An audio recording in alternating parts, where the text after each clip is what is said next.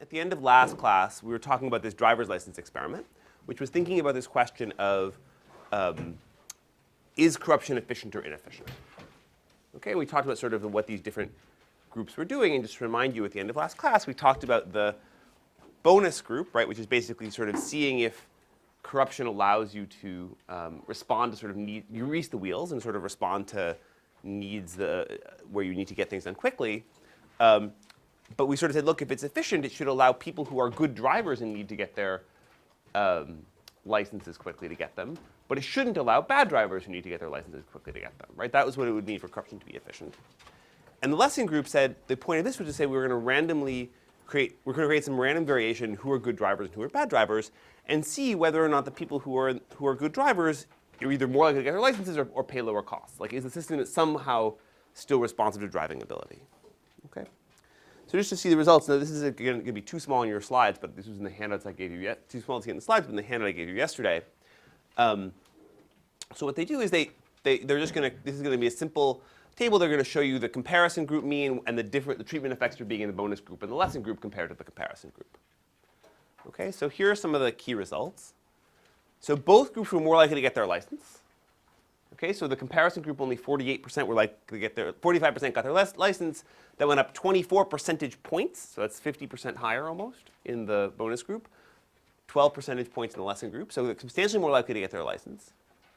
In terms of getting it quickly, right, the comparison group was only 15% of them got their license within 32 days. That's 45 percentage points higher in the bonus group. So that's almost 3 times, 42 percentage points higher, almost 3 times higher.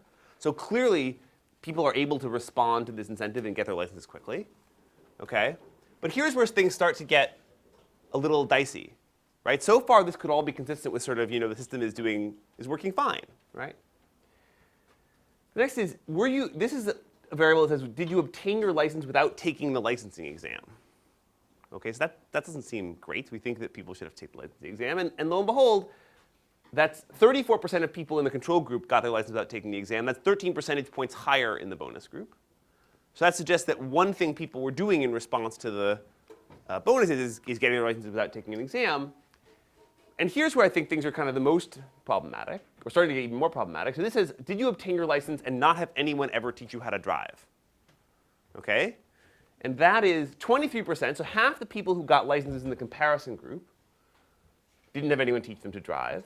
That's 29 percentage points higher in the bonus group. So it's 23 plus 29, so it's 52% percentage points of people in the bonus group got their license and didn't teach anyone how to drive. If you check the ratios, that means a higher fraction of people in the bonus group got their license without having anyone teach them how to drive than in the comparison group. So it's getting people, it's giving licenses to people who were unable to, who never had anyone teach them how to drive. If we look at the lesson group, lo and behold, that goes down. Why? Because they were offered lessons and they learned how to drive, right? And then here, of course, the two great, the actual driving tests. This is, remember, this automatically failed the independent exam. That's the one where the driving school thinks you're such a bad driver that they're unwilling to get in the car with you because you don't know the gas pedal from the brake. 29% of people in the comparison group failed the exam and got their license. Okay, that's the intersection of those two things. That's 18 percentage points higher in the bonus group. Okay, so clearly the bonus group is encouraging people who are excuse me, who are unable to drive to get their licenses. And that's less likely in the lesson group because the people in the lesson group have been taught how to drive. Okay, so if you just saw this, what do you make of these results? Yeah. This is not necessarily prima facie evidence of corruption. This is prima facie evidence of a broken driving license system. But we don't quite know why it's broken yet. Yeah. Couldn't we group the lazy instructors with corruption because they're spending government's time? We could, exactly. And one of the arguments made on the absence thing is maybe it would suggest maybe that's right. What if they were just incompetent? Right? And they just had no idea what. I mean, it's pretty hard. It seems pretty far-fetched if what I told you about the independent driving exam would automatically fail. It's pretty far-fetched that guy.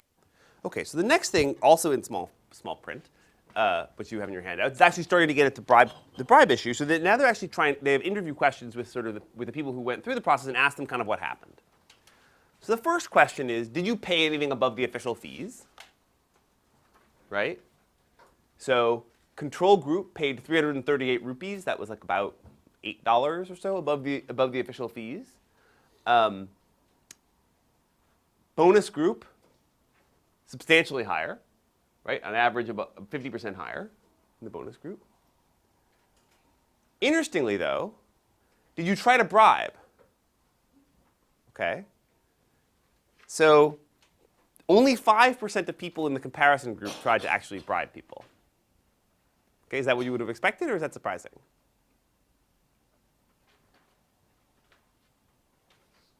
That's kind of surprising because then how are like a third of them getting their license? Right, so what's going on? Yeah. Exactly, like certainly it's not what you would expect.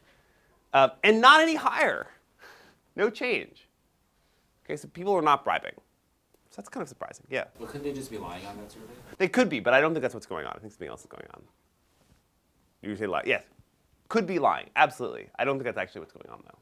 But you're absolutely right to think about that, yeah. So payment above official fees is not bribing? Is it like just being charged more at the counter than they should be? We don't know. All we know is how much did it cost you to get your license. So, but I'm going to tell you. I'll tell you what happened. If you read the rest of the columns, it tells you what happened. Okay. So what happened is they hired an agent. So what is an agent? And so 39% of people hired an agent. That goes way up in the bonus group.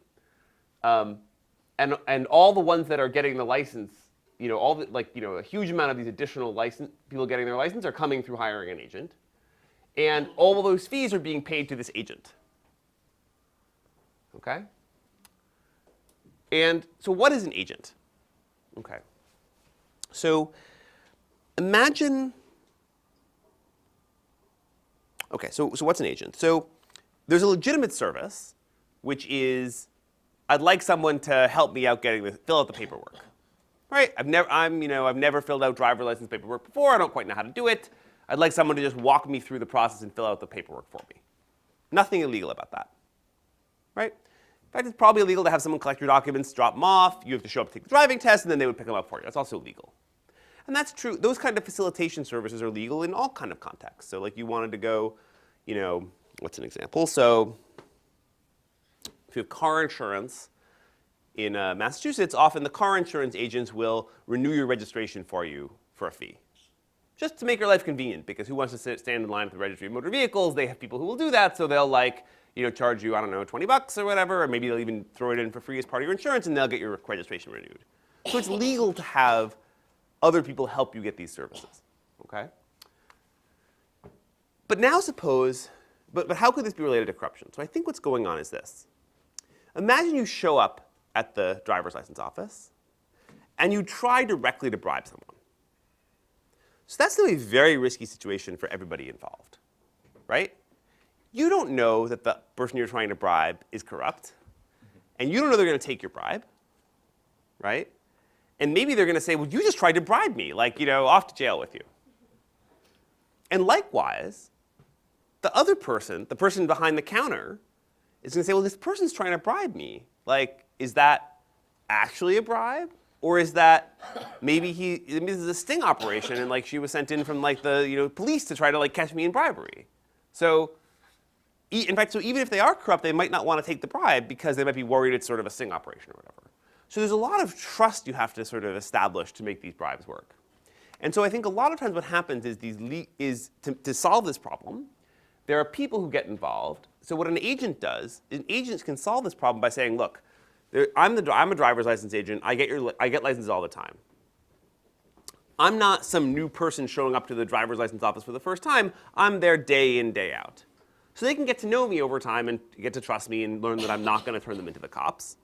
And that driver's license agent, even if there are some honest people in the driver's license office, right, the agent can figure out who are the dishonest ones who will take bribes and who are the honest ones who won't.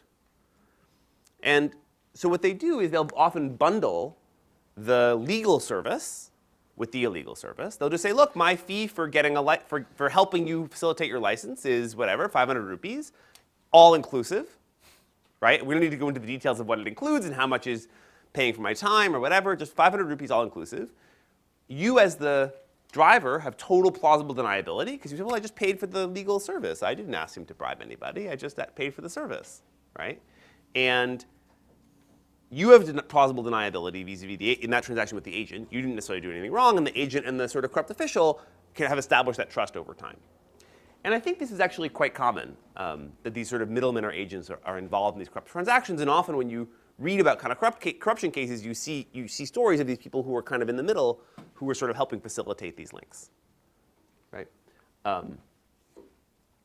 So these things are, I mean, these things are all over. This is not just a question of, this is not just in India, but if there's a recent corruption case in New York State, for example, which has a similar feel. There was someone was trying to bribe a state representative, and they went through this middleman, right, for exactly this reason. Now, in the end, the joke was on them because the middleman, turned state's evidence and turned everybody in. But I think that was happening, though, for the same basic reason. Okay, so that's kind of what these middlemen are doing. So that's just something to keep in mind when you think about these corrupt transactions. Is just because there could be corruption going on in the background doesn't necessarily mean we have to observe kind of the bribe directly.